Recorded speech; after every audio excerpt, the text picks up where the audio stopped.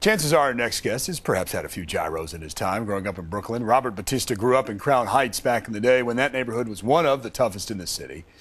He could have gone down a very dangerous path. Instead, he wrote about it, and now his books are taught in our city's public schools. And now joining us to talk about his journey to becoming an author of books like Brooklyn Story is Robert Batista. Robert, thanks for being here. It's a pleasure to be here, David.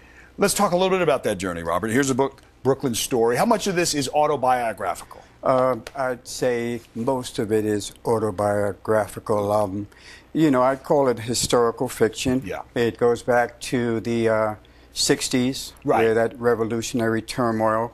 And it's a book about David Lee coming of age. But it's also a time machine, a literary time machine, because it talks about what was going on in Crown Heights at the time, how the neighborhood was changing, and also what was going on in the country, how the country was going through a change and turmoil also. Yeah, David Carlos Lee, a teenager who's struggling to make it in the Brooklyn projects, right, and you have the usual influences there. He also has a stern father, and you explore that relationship, is that right? Yeah, definitely.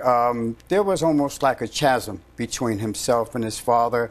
And early in the book, one of the characters tells David, your first antagonist is your father. If you and your father don't bond within the first couple of years of your life, your father will remain your antagonist for the rest of your life. And that stuck with David. A lot of times David goes to his father and tries to basically talk to him and ask him advice, but his father basically maybe is too busy or just doesn't have the time. So David turns to another character, Diamond, who's like a drug dealer, and he's like king of the projects, but he also has a sensitive side, and he basically takes David under his wing. And so that's why you're saying, even though it's set in the 60s, some of that same pattern still develops today. Well, so yes, steps in is that kind of father figure role, even if that person is on the other side of the law. Exactly.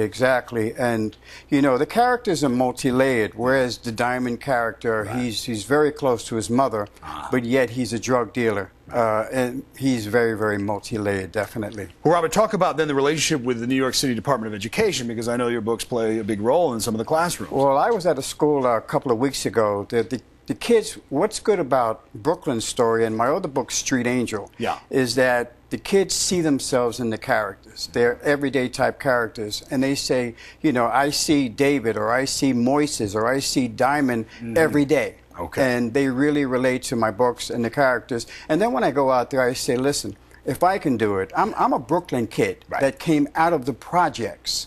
If I can do it, you can do it.